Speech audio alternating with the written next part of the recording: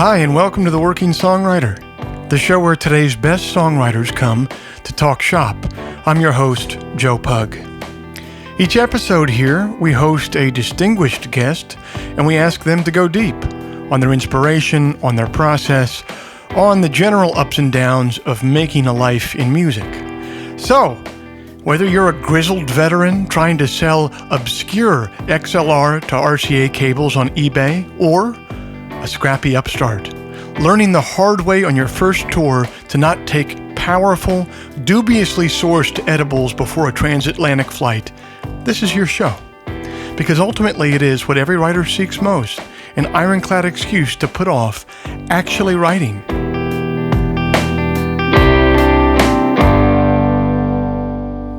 What's up, guys? It's the last Friday of August 2018. I'm glad that you're here. It's been a great month in my world. I took most of it off to hit the beach with my family, and then after that I did a few shows out in California. Thanks to everyone who came out to those. It's been cool. I've been noticing in the last 6 months or so a contingent of people who first found out about my stuff from the podcast rather than the music itself. So that's a new phenomenon for me, and it's very heartening. I love it. Thank you for coming out to support. We've got a great interview for you today, but first we got a lot of stuff to cover, so let me get straight into it. I want to give you an update on the Music Modernization Act going through Congress. If you'll remember, our last podcast on this feed wasn't an interview, it was actually an emergency episode delving into the finer points of this legislation that's going to mean so much for songwriters and how they're compensated. And at the time, when the episode was coming out, it looked as though the bill was going to be hamstrung in the Senate. Since that episode aired, the performing rights organization CSAC has withdrawn their contentious amendment that looked like it would deep six the bill. The main bone of contention that they had was the creation of the Music Licensing Collective and how that would affect the business of the Harry Fox agency. And remember that CSAC and Harry Fox have the same ownership group, the Blackstone Group, which is basically a venture capital firm. So there was a compromise that persuaded them, CSAC, to drop their amendment. And it was an agreement by all parties to amend the Mechanical Licensing Collective, to amend their administration of voluntary licenses so that private entities, such as Harry Fox, can participate in the marketplace. So Brett Urbison of the Nashville Songwriters Association International summarized that compromise in a statement by saying, quote, "What we've clarified and agreed to with Harry Fox is that they can now administer those voluntary licenses without having to go through the Music Licensing Collective if they so choose. That was a beautiful compromise that was in the spirit of this legislation to let private companies control their own destiny." So there's that. Now, one of the final stumbling blocks for this legislation was an alternative bill introduced by Democratic Senator from Oregon, Ron Wyden, that conflicts with the current MMA in regards to what's called the classics portion of the bill, which deals with all pre-1972 recordings. So Wyden's bill, called Access, the Access Act, would basically federalize all recordings made before 1972, which are now governed under state law. So what's the upshot of that? Well, Melinda Newman and Ed Chrisman of Billboard summarized the difference between the MMA and the Access Act thusly. While the relevant portion of the Music Modernization Act would let rights holders of pre-1972 recordings collect money until about 2067, Wyden's bill would have these acts enter under the public domain sooner, either 95 years after they were released or 120 years after they were recorded, whichever comes first. The most valuable pre-1972 recordings made in the 60s and early 70s would begin doing so in 2055.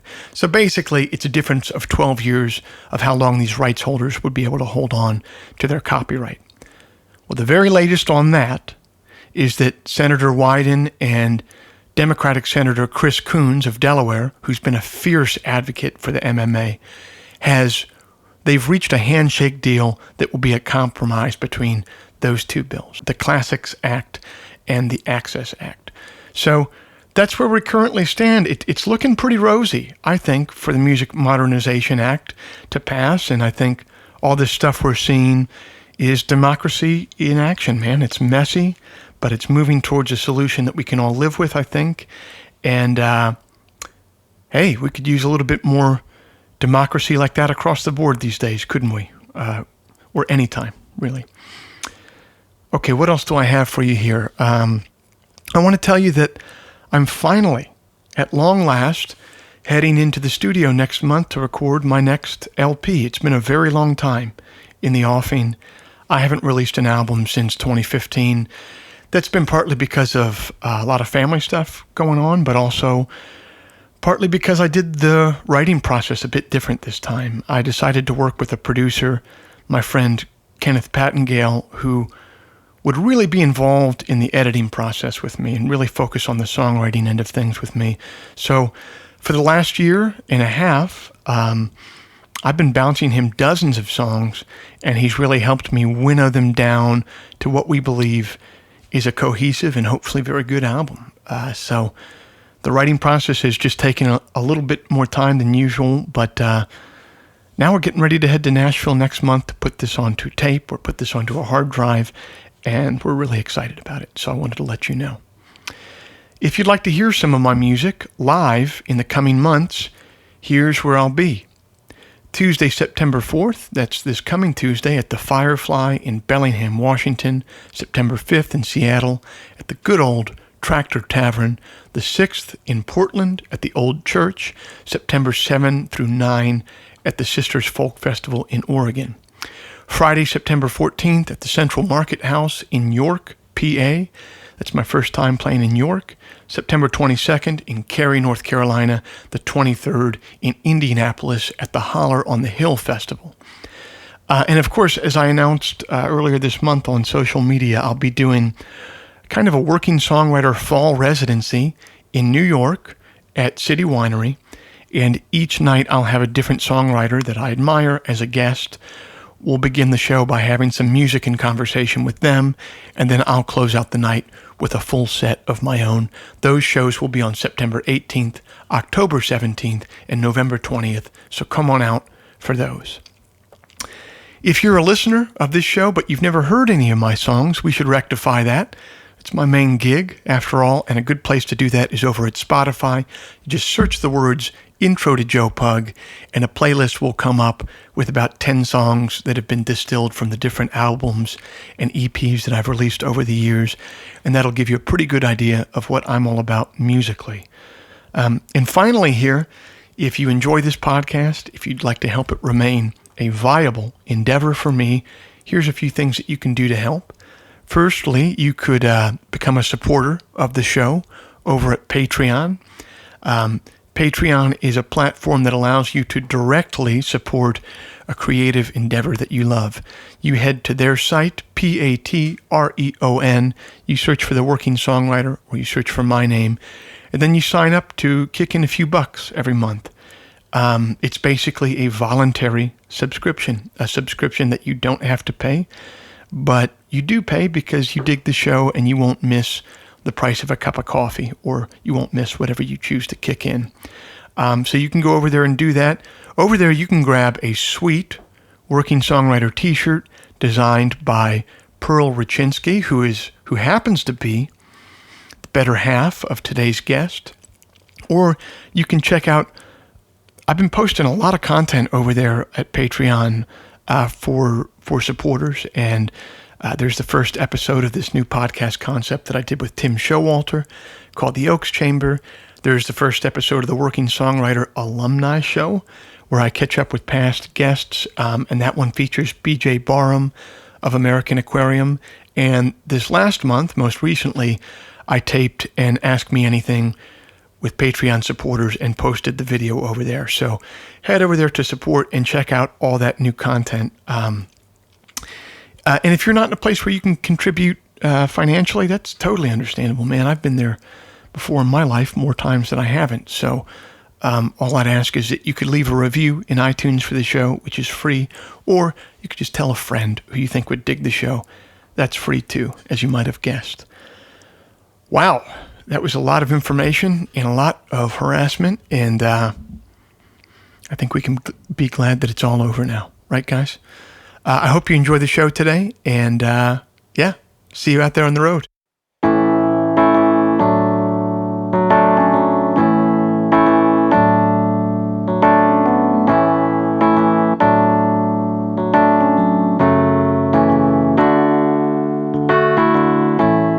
My guest today is John Moreland.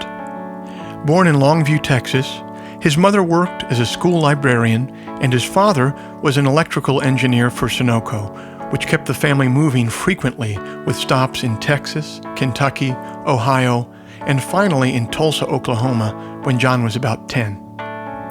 Inspired by a friend at the church that his family attended, he picked up a guitar and learned when he was 12 or 13. He thereafter began writing songs immediately.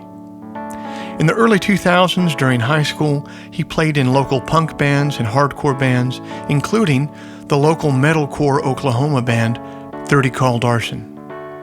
He cites Steve Earle as his, quote, gateway from hardcore music to folk, specifically upon hearing the Earle masterpiece, Rich Man's War. He began recording and producing his own records in that new vernacular in around 2010, and then came to national attention with his record, In the Throes. He's recorded for Little Mafia Records, Last Chance, and 4AD, among others. He's toured extensively, including as the hand-picked support act for our generation's standard bearer of songwriting, Jason Isbell. His songs have regularly been featured on the FX series Sons of Anarchy. Amanda Petrusich of The New Yorker has written of his music. Moreland's songs are populated by figures in comparable states of tumult. Broken men metabolizing loss, trying to figure out what love means and how much anyone can reasonably expect of it. Country music superstar Miranda Lambert has said of his work, I discovered John Moreland's music at a time in my life when I felt really all alone in heartbreak. When I heard his voice and his lyrics, I didn't feel so alone. And political commentator Rachel Maddow once said, if the American music business made any sense, guys like John Moreland would be household names. Well, amen. John and I have been trying to make this interview work for a long time now, and I was thrilled this week when he had some time to sit down and reflect on his journey so far.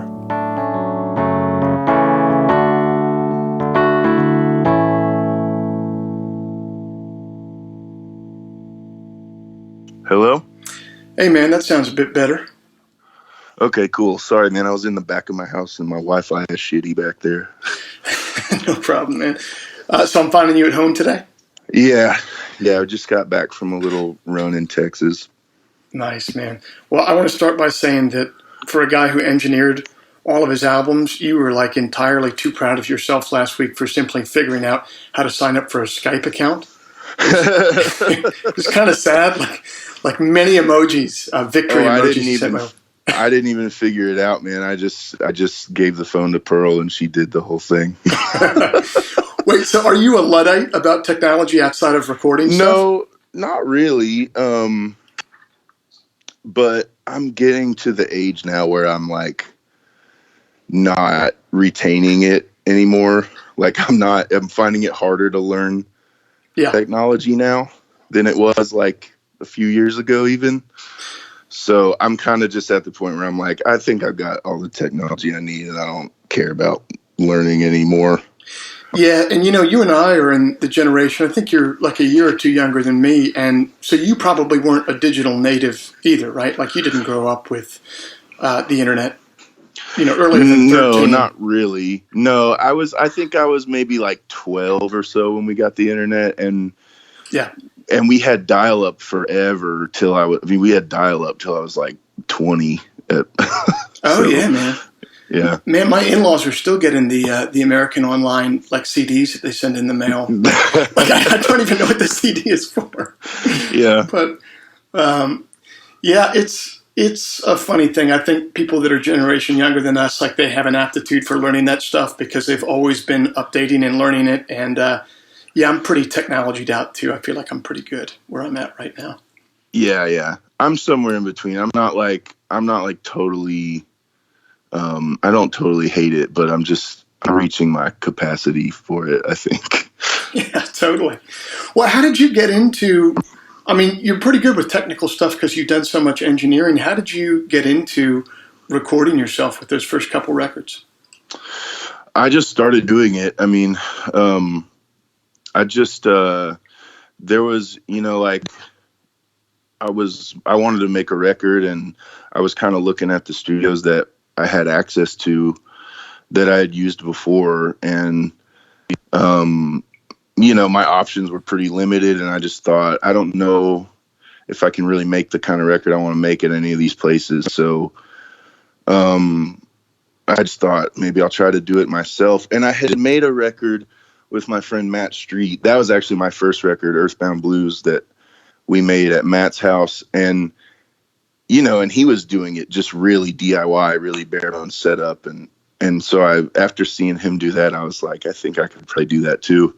So I just started like researching, cheap gear that was maybe better than the price would suggest, like little gems like that.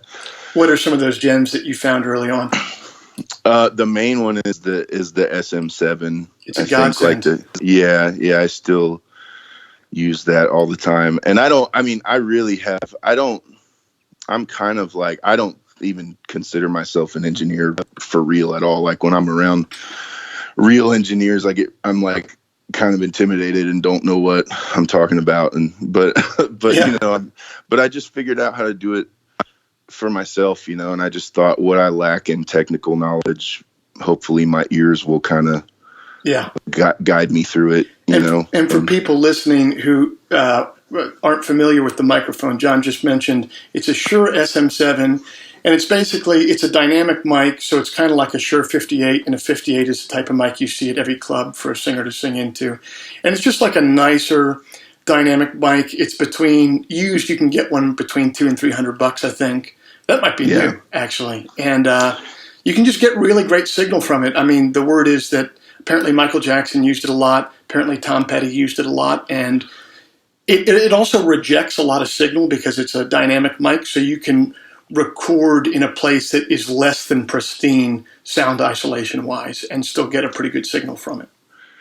Yeah, and I've always just recorded when I record myself, like I'm just in a house usually, or just, untreated rooms with zero thought given to that kind of shit. And just, I feel like I'd rather just do it and see what happens, and maybe it'll turn out cool. And if it doesn't, then I'll figure something else out.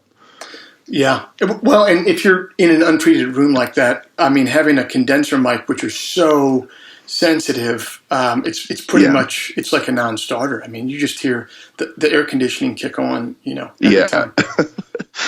Yep. Yeah. Oh, I've recorded, I've used SM7s with like fans going in the room and just left them on, and it's fine. Dude, I use one for the podcast. I use that, and I use one of those Electro Voice RE20s, and I'm constantly recording stuff for the podcast in my house, and my son is like crying one room over, and it doesn't pick up at all. Yeah. Like, man, it's crazy. Yeah. So what were you just going straight into a computer? What kind of interface were you using when you got started? Yeah, so I was just using this, so I was playing mostly just bar gigs around Oklahoma at the time, and they were really soul sucking and terrible. Yeah. But the kind of shit where you just play 3 hours for whoever's there getting wasted. And so I was doing a lot of that, but those were, even though it was soul sucking, those gigs paid the best. So I'd make $200 or $300 doing little shows like that, and I would save all that money. I saved all that money, and I just bought an iMac, Mm-hmm. And then the next thing I bought was this little PreSonus like Fire Studio interface. And I got that just because it was like a cheap, simple one to get started. I got the one with like just had two inputs. Yeah. And I messed around with that a little bit, and then I found out there was, and then I got to the point where I was like, okay, I want to try recording drums now, but I need more than two inputs. And I found out there was one with 8 inputs. It was basically the same thing with 8 inputs. So I got that, and that's what I still have. Like, I don't, no shit. I'm not fancy. Yeah. No, man, that's so cool to hear. I mean, the only thing that I've kind of upgraded with recently is I got this little lunchbox, and I've been using these preamps called Classic Audio Products of Illinois, Cappy. Have you heard of this at all? No. It's this dude, his name is Jeff Steiger, and he used to work at API, and basically he found out what the original signal path was for the old API modules, which they don't do anymore. And he started making these build-it-yourself kits for people. So he builds the kits and then sends them out, and then people build them themselves and sell them on Reverb and online in different places. Oh, I see. And you can get this great little preamp for, whereas the API ones are about $1,000 a piece, these are $300-400 a piece, and they sound amazing. Yeah, that's awesome. But you look into that. You don't need much more than that, though. Yeah, I don't think so. I mean, just if your guitar sounds good, and I don't know, I'm always, like I said, like I'm intimidated when I talk to real engineers because I'm afraid I just, I don't know. I don't get I'm not one of those people that like gets a boner about gear, and like I just want whatever like gets it done and makes it sound how I want it to. Yeah, man. And I feel like you don't need much for that. So you were saying when you were looking around at those studios in town and what was available to you that you didn't think that you could make the record that you wanted. So what was the record that you wanted, and what was not possible in those studios that was possible at home? Mainly like I there aren't many studios in the Tulsa area, but I'd recorded at all of them probably, but they're all kind of small studios that are kind of like the guy who owns it is the guy who engineers everything. And, you go there and you record with him, he engineers it, mixes it, whatever. And I just felt like, after having been to all those studios, I just wasn't going to get the sounds that I wanted unless I took more control. And I didn't really feel comfortable giving orders to those guys, so I just thought I'm gonna have to learn how to do all of it, and so basically you started recording at home because you're too polite. Yeah. And I but drum sounds was really the big thing. Like I just felt like I had never really had a drum sound that I was crazy about on any of my records, and I really wanted to get a drum sound that I was into, and so that was kind of the catalyst. That can be a big one. And then you just went home and you just started trying different formations and miking patterns with the drums, or what did you do? Yeah. I just read about different. I tried the Glenn Johns thing with 3 mics, and what I ended up doing was 4 mics. I always just record drums with 4 mics. Just kick and snare, and then 2 room mics just about 5 feet in front of the drum set on each side. And I mean, I don't know, that's always worked for me. And I just bought this little Gretsch Catalina drum set. Again, nothing fancy, but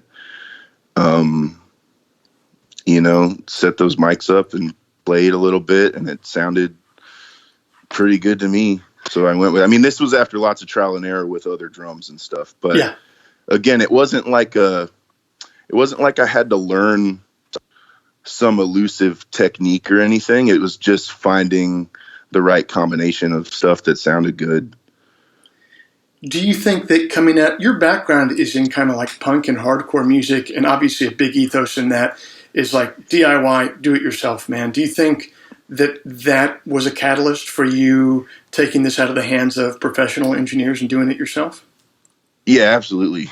Yeah, when I was a kid, when I was into when I listened to hardcore more, I was like, there were always like a big one of my favorite bands was Converge, and their guitar player Kurt Ballou had his own studio. I've recorded with Stephen Edgerton from the Descendants. They had their own studio, and I mean, Bill Stevenson, the drummer, still runs that studio in Fort Collins, Colorado, I think. So I was definitely influenced by bands that I liked, who I knew that they had kind of done it themselves, and I figured that, if they could do it, maybe I could too. When did you get into hardcore and punk music, and how did you find it in Oklahoma? I was about 13, so that was 1998, and summer before 8th grade, and I don't really know what led me to it. There was a kid at school, who'd always wore like No Effects shirts and Rancid shirts and stuff, and I would just ask him about these bands on his shirts, and then I started checking those bands out, and I liked it, and then being, of course, like deep in the Bible Belt, and I was a little church kid, it, as weird as it might sound to some people, Christian punk bands were everywhere, and around here, and just at the time there was a lot of that, and so like as far as going to see like local music, as a 13-year-old in Oklahoma in the late 90s, that's kind of what was there for us, and it was like Christian punk bands. So that's what those were all the gigs where I was from. I grew up pretty agnostic, but the gigs when I was 13 and 14 years old would be church basement on Friday nights, and they wanted kids there for fellowship. And I was totally. I don't go to this church, but my band will play here. And it was a lot of punk music, man. Yeah, totally. And my tour manager, Bobby Dean, grew up in Reno, where there was 7 Seconds from Reno, and they had like a real hardcore scene with that was like a little more dangerous and a little more gnarly. And, he was always told me about when he moved to Arizona and the only punk shows they were all at churches, and he was just like, what the fuck is this shit? But yeah, man, there was a lot of that. And yeah, as a 13-year-old who couldn't get into the bars or anything, and there wasn't like a ton of live music in Tulsa anyway to begin with at the time, that was really the only place to like get up close and see live music up close. You got to give it to the church, man. For centuries, the church has been supporting and developing music, and even now till recently, it was happening in church basements, man. Yeah, it's true. And I don't think those churches necessarily knew what was going on. Like it would just be like, like some kid at the church wants to book a show, and the youth pastor would just be like, okay, sure, you can use the rec room, and they would just do it. And there wasn't like, even though it was in a church, it wasn't like there was like a lot of supervision or anything really. So did you join a band pretty immediately, or did you listen for a while and kind of stay on the sidelines? How did you fit in there? No, yeah, I started a band as quick as I could. And I ended up playing bass actually in my first band.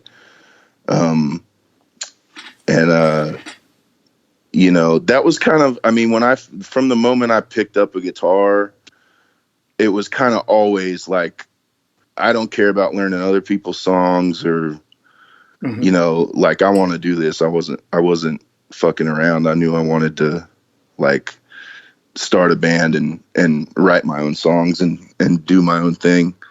So yeah, I started my first band when I was 13, and you were writing all the songs for it.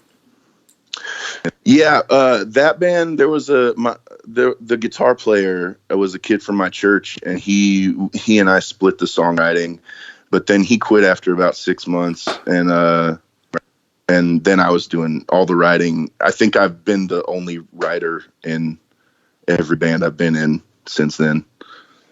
And at this time, were you just doing it and having a good time, or were you already thinking like, hold on, I might have something going on here, and this might be a thing that I'll do going forward as I get older?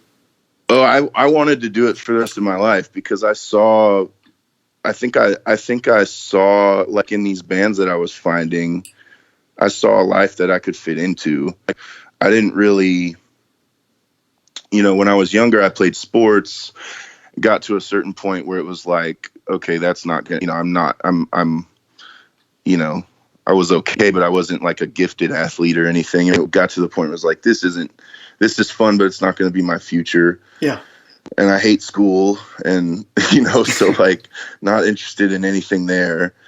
But I looked at these bands that I was getting into and it seemed like I could do that. And especially locally, there was definitely some drive to be, there was a little local scene here, and there was kind of a hierarchy where there were like the cool local bands, and then there were like the not as good local bands that people didn't like as much. And I wanted to be in one of the cool bands, Yeah. But that's a really good way of looking at it. I think so many people come to music and they look at like the overall hierarchy of like, I want to be like a national and international star. But if you break it into like bite-sized chunks of like, there's a local scene and I'd like to be in one of the better bands in this scene, like that's something that you can bite off and chew on, man. Totally. Yeah, that's what I've always done. Just incremental, I've never thought about big goals really. It's just like what's the next thing I want to try to get to. Yeah. So why aren't we hearing you make punk and hardcore records now? What switched, and why wasn't that the mode of expression you ended up with? I think I just maybe grew out of it a little bit, or I definitely got burned out on it. I was one of those people that was always in like 5 bands at the same time. And so, and it's a somewhat limited form of expression. There's a finite range of emotions that can be properly expressed in hardcore, Yeah. And so I think I just needed more, and I wasn't really finding it exciting anymore. And I was kind of looking for music that made me excited again. And I sort of went back to my dad's records that he raised me on. He always listened to like CCR and the band and stuff, and Tom Petty, and and then I kind of started looking for like current music that fell in line with that stuff, and I found like Steve Earle and Hayes Carll was new at the time, but he was one of the first artists I found kind of in what was the Americana scene, but I didn't know that's what it was at the time. When my wife, she was my girlfriend at the time, but my wife she turned me on to Trouble in Mind when it first came out, and I absolutely couldn't believe it. It's still, to me, I think that's like a classic record, man. It's absolutely amazing. All his records are amazing. Yeah. No, I agree, but that one in particular, maybe it just hit me at a certain time, or maybe he was writing with a certain voice. I don't know, but I still find myself going back to that one all the time. I agree, that one's great. For me, the one that I always go back to for him is Little Rock, because that's the one that I found first. So it was like, it's just got like a sentimental thing, and it feels so, it's like 10 songs and pretty basic, but just like really good, pretty simple, I should say, not basic, but yeah. Yeah. So you were kind of getting into people like Hayes and in that scene that were playing this type of music, huh? Yeah. And then I also, I was a fan of like Jason Molina, and, being like a hardcore kid was, there was kind of a direct line to like indie rock bands that were kind of more, punk derived. What is that direct line? Because you see that quite a bit. I would say, I don't know, like bands like I don't know, like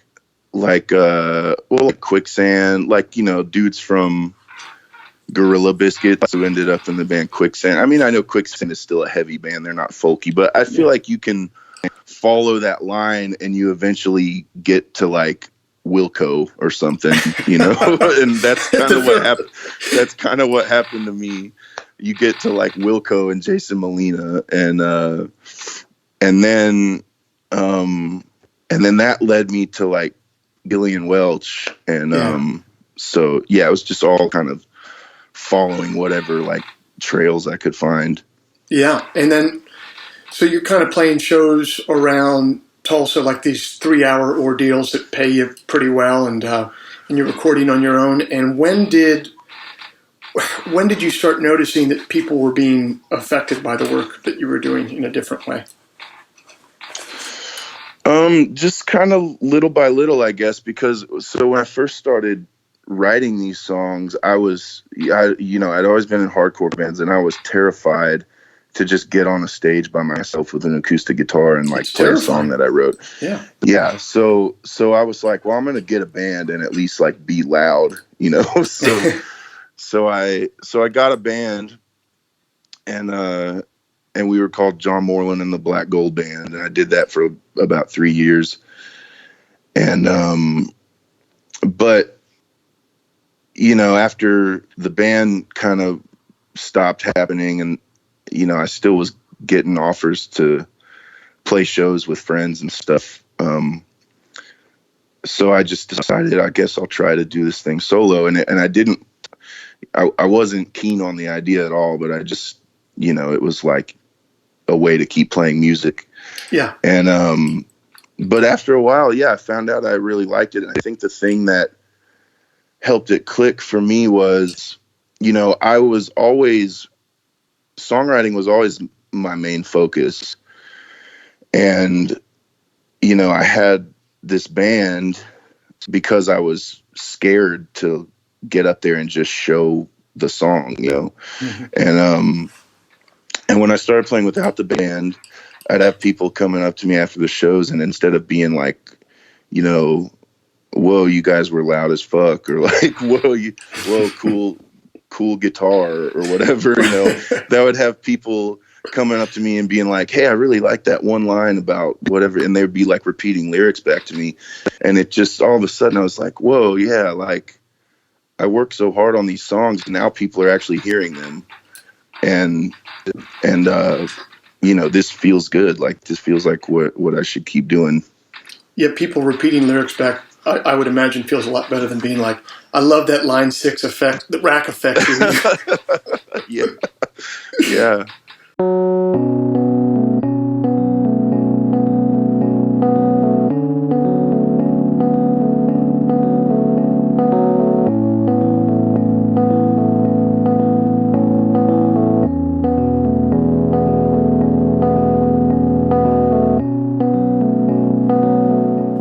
The release of his most recent record, Big Bad Love, was a departure in tone and theme for John, whose earlier releases could be somber, longing, and heartbroken.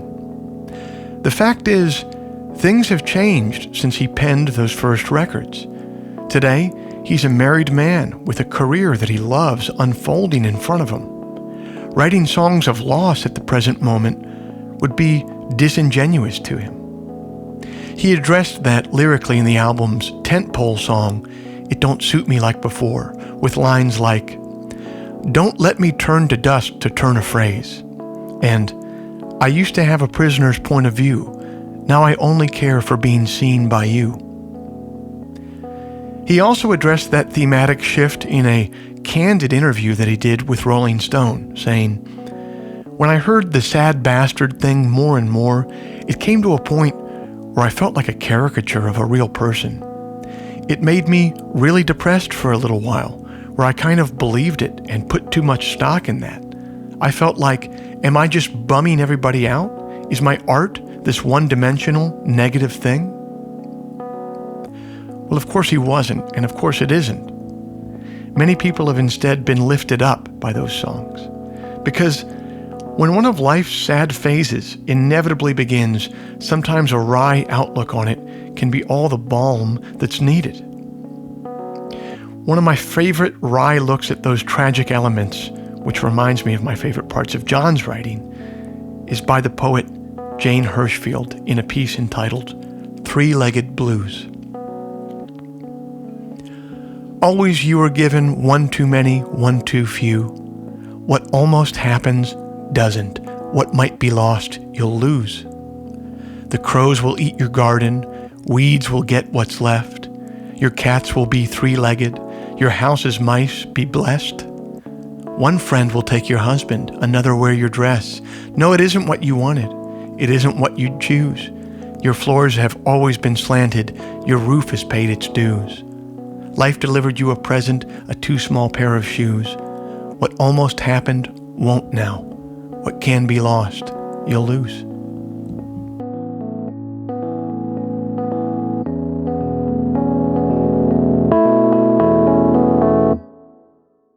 A solo show is not simply playing exactly like you would play a band show, but without the other guys there. It's a different thing. There's a different pace. How long did it take you to learn how to put on a solo show that could hold together as a headlining thing? Oh, geez. I feel like I'm still learning how to do that. Well, sure, yeah. But I would say it took a good probably 3 years of playing those shitty soul-sucking bar gigs as a solo performer to kind of figure out for me how to,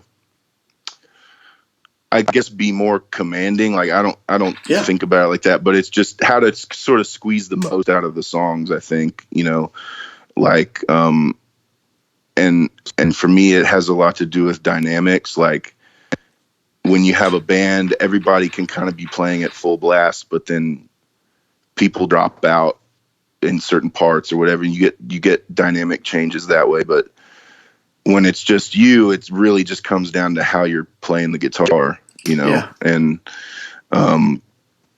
so I think it kind of took, I feel like it took 2 or 3 years to kind of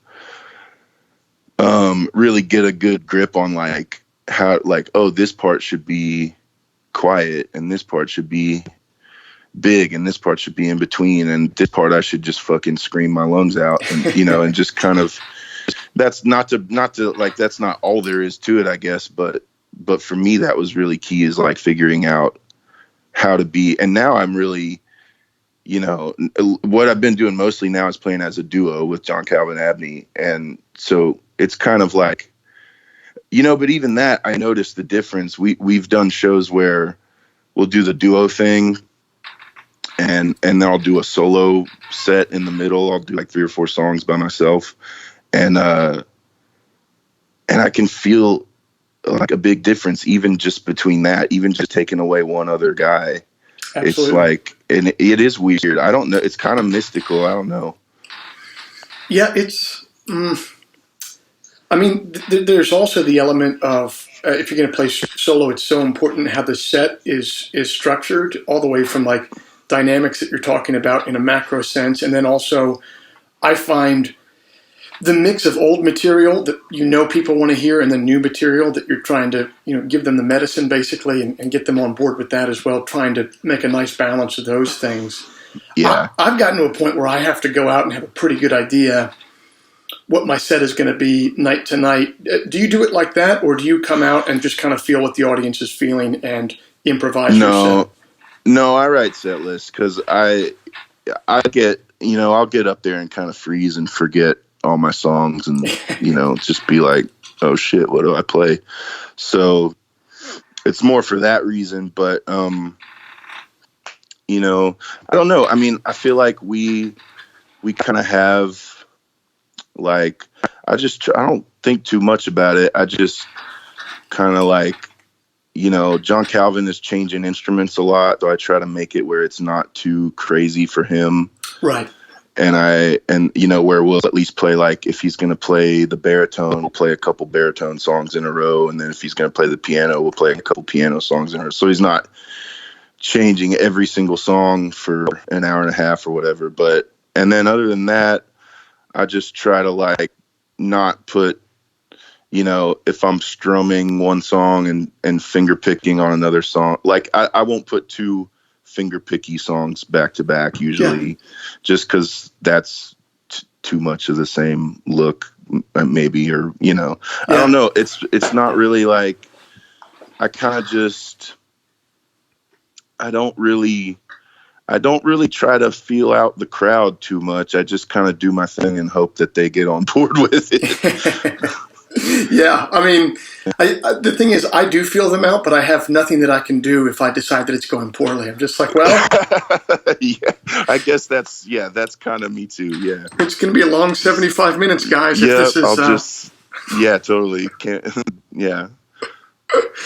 I'm catching you between tours right now. How do you enjoy touring? Is that something that you look forward to? Yeah, it is now.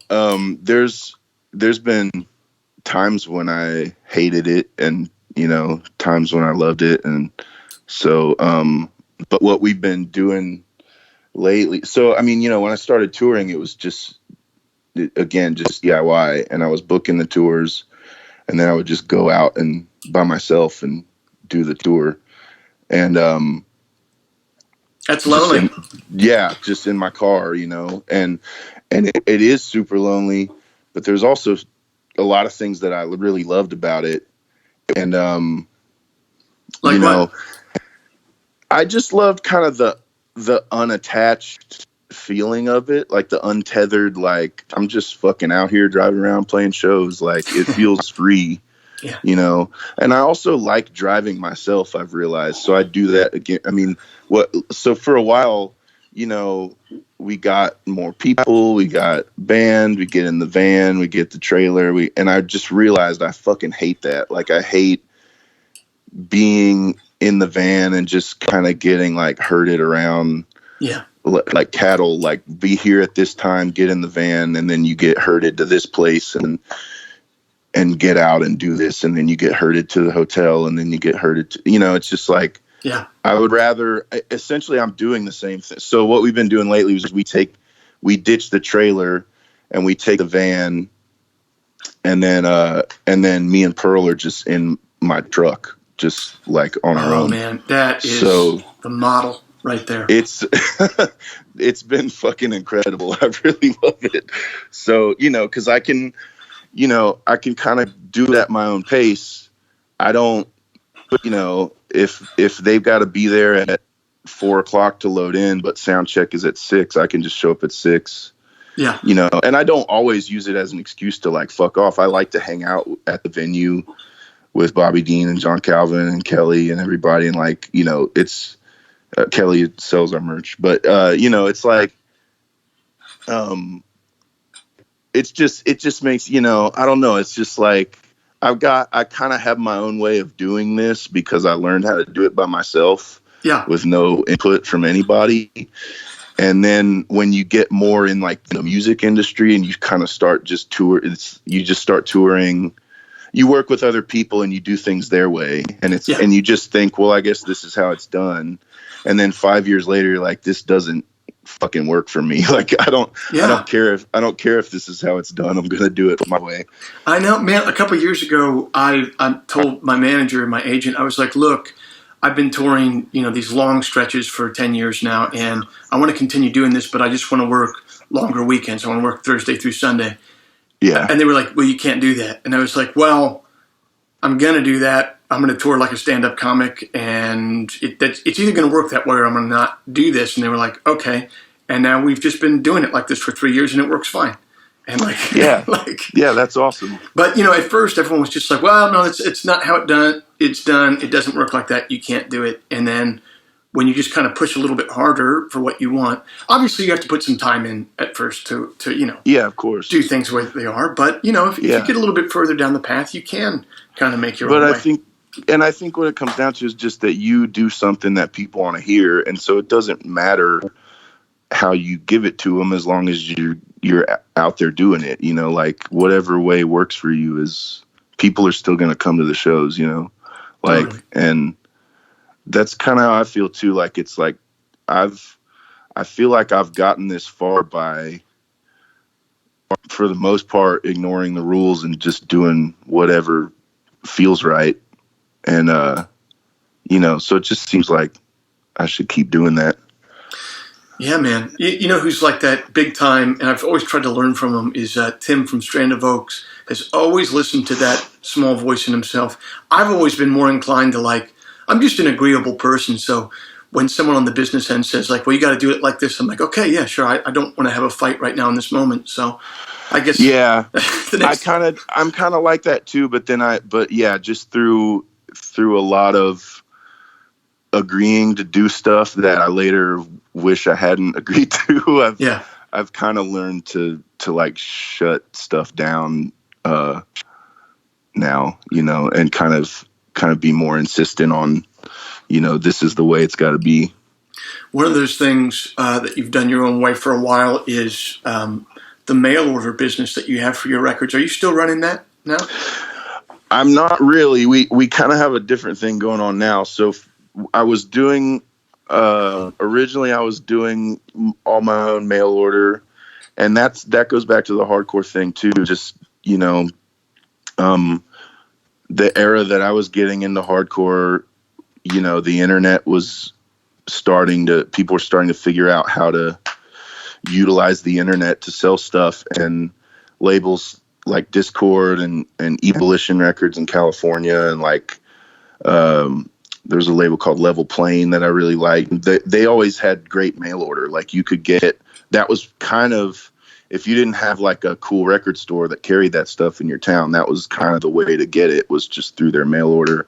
Yeah. And I always thought that was cool. And so, yeah, I kind of started doing that for myself when I started making merch and making records. And I kept up with it for as long as I could. And it just got to a point where I was getting too many orders and couldn't do it anymore. And so I started working with Port Merch, and so they currently do my mail order for most of my merch. But then my wife Pearl, does most of my designs, and she, we've done a lot of tour posters now. So she kind of opened up her little online shop to sell her art, but that includes a lot of these tour posters that we've got laying around. So that's great. We still do that, and it feels really good. I've really, she's done most of it. I've helped minimally, but it just feels cool to like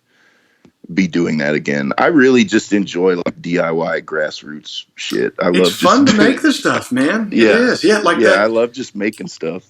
That the Discord, their mail order thing. The really funny part about that is you could order it mail order, but they'd also, like, record stores would buy it, and they'd make sure to put what the wholesale price was on the record. Yeah. So you'd know how much the record store paid for it.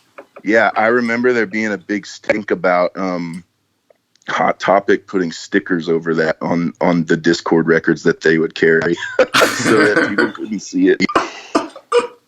That's great, man. Yeah, but I mean, it is fun. I think if you're a creative person, first of all, obviously it's fun to do the actual creation part of it, but then it's fun to do like the task-oriented part of it, because sometimes when you're creative, your job can be so nebulous in a day, where if your job is like, I have to stuff 500 sleeves today, you can actually have a sense of accomplishment when you're done the end of the totally. day. Exactly. Yeah. If you're just, when you're writing, I mean, there's days when I try to write and I come away feeling like, I don't know if I accomplished anything or not. And usually the answer is no. Yeah. And maybe I wrote some stuff that's maybe usable, but I don't know. I don't think I'm feeling it. And you just sort of come away with this weird, like, purgatorial feeling of like, maybe I wrote something good, and I'm gonna feel like a badass tomorrow when I look back at it, but I don't think so. And sometimes it's fun to just like do a task. So what are you writing pretty constantly when you're at home? Well, I'm coming off, like, I would say up until a couple months ago, I had about a year where I just didn't touch a guitar really when I was at home. Cause I'm still kind of figuring out why and what all the factors are. And I guess I'm trying to figure out, what it looks like for me, what songwriting it looks like in my life now, if that makes sense. Like, so anyway, sorry, I'm being kind of. No, please continue with that, actually, because I know exactly what you mean. Like, you're just in a different place than you were 10 years ago. 10 years ago, you were starting out, you were playing bars. Now you have an audience. Now you're married. Now you have a better idea of how everything works. And it's different, man. And the main thing is just my day-to-day life is so different. When I was, back in the day, I just kind of wrote songs whenever I felt like it. I never like made it a point to sit down and write, or really like, did any, fancy writing exercises, or I didn't try any of that shit. I just would, if I felt like writing a song, I would do it. But I wasn't busy doing anything else really. So I had lots of time to do that. And I could write whenever I felt like it, but whenever I felt like it was often enough that it was okay. And then, you start touring all the time, and it's hard to write on the road. And then you get home and you don't really feel like playing the guitar because you just played the guitar every day for 3 weeks or whatever. And you also played a bunch of songs that were from a different point in your life. You're in a different headspace when you're playing those tunes, Yeah. And so it was just kind of, and I think part of it for me, what I'm figuring out is like being creative kind of means opening yourself up to experiencing pain, because you're not like, I don't mean that, I'm putting myself in a painful place because I'm writing a song about some sad, depressing shit or anything, but I just mean like the actual, the act of being creative itself comes with a lot of self-loathing for me anyway, because just you're second guessing everything and you're doubting yourself. And I'm really bad about getting in my own way and shutting stuff down before I even get far enough to tell if it's going to be good or not. And so that whole process is painful. And I think that, I was in that headspace writing all the time for, since I was 13. And like, I just kind of didn't want to do it for a little while, I didn't feel like it. I wouldn't call it writer's block, because I wasn't really trying very much to write during that time. I just didn't feel like it. And now I feel like it again, but I think it's like my life now, I used to do that. I used to, even though being creative was painful, I would do it to, it's just what I did. I felt like I didn't have a choice. Like, this is what I do and what I'm here for, and I don't know what else I'm going to do otherwise. And now I have a life where I don't really feel that I have to do that anymore. I could choose to ignore that and just be happy every day. And so that's kind of what I did for a while. But I've found out now that even though I don't have to do it anymore, I really want to do it. And so for the past few weeks, what I've been doing is just going out. My parents live like 30 minutes away from us outside of Tulsa. So when they're at work, I just go out to their house and for 3 or 4 hours, because it's an empty space that I can be in and just work on stuff. And whether it's just, and I don't really have any, I try not to have any expectations within that. Like, it can be anything. Just go to their house and do something musical for a few hours, Yeah, I mean, I know what you're talking about like the almost physically painful part of it. I've been writing a bunch for a new one, and on days when I didn't have anything, but it's like I got a kid now, so if I have a babysitter around, like, I got to use this time that's happening right now. Yeah. So even when I don't have stuff, I'll like flip on the mics and put on headphones and play into it, and I'll just be like, I'll be playing until something comes, and it's literally physically painful until something comes. Like, I avoid it like the plague, but I have to force myself to do it because I have like this limited window to do it, man. It's a trip. Totally. Yeah. I know what you mean. Well, man, what else you got on the horizon? Are there any projects that you'd like to do that aren't like a John Moreland thing, quote unquote, that you have your eyes on? I've been thinking about it. Yeah, like I had this kind of punk band a few years ago that was called Torch Singers, and we never played a show. It wasn't really a band, I guess. It was just me and a drummer, but we just recorded a few songs, and so I think I might do another, like a Torch Singers EP. Like I've got a few songs that in the past, few weeks that I feel like would be more like Torch Singer songs than John Moreland songs. Yeah. And I'm also writing for another, like another Moreland record. So, do you find that it's less painful writing songs for like another moniker that isn't your main moniker? Yeah, absolutely. Because I don't care. I don't care at all how it's going to be received, or if it's like, it feels so free. And that's kind of why I want to do it again. And I think it also just helps, you can't focus on one thing all the time, but that's kind of what I did for a long time. And so now I just feel like it'd be good for my John Moreland career to do a side thing, probably, It's so weird. I've been doing creatively. I've been doing something similar like that. When I get blocked trying to write for this new record under my own name, I've been writing and recording some band stuff, and I don't know what it is, but I'll bring home the demos of the stuff for my album and then the demos for this other thing and play them for my wife. And if she doesn't like one of the songs for my thing, I'm like devastated. And then if she doesn't like one of the songs for the band project, like I could literally give a fuck less, man. It's so weird. Yeah, totally. Yeah. I feel you. I just don't identify with it in the same way. Yeah.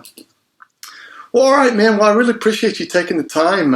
I'm looking forward to seeing you when you come through town later here in the fall. But I just wanted to knock this out because I didn't know. Of course, stuff gets busy when people are on the road and all that. So. Yeah, totally. Who knows how long it's going to be till we're in the same room again. Yeah. Are you? Is that going to be the duo show? Yeah. Awesome. That is. Yeah. Cool. I haven't seen that yet, so I'm looking forward to seeing it. Cool, man. All right. Well, tell Pearl I said hello, and I will. I appreciate you taking the time, man. Yeah, of course. Thank you. Great rapping with you. Peace. Yeah. All right. Take care, man. Bye-bye.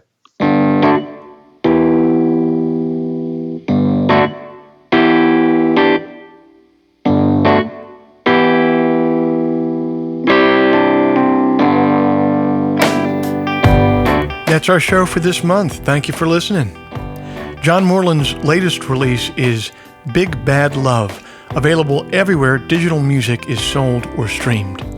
Today's episode was engineered and mixed by Matt Schusler. Research and editorial direction provided by the intrepid and thorough Paul Barbagallo. If before we meet again, you sit down to write, please remember, an expensive drug habit is not a song, a compelling Instagram account is not a song, and most importantly, reverb is not a song. So let all that take care of itself, and for you, just keep your eye on the song.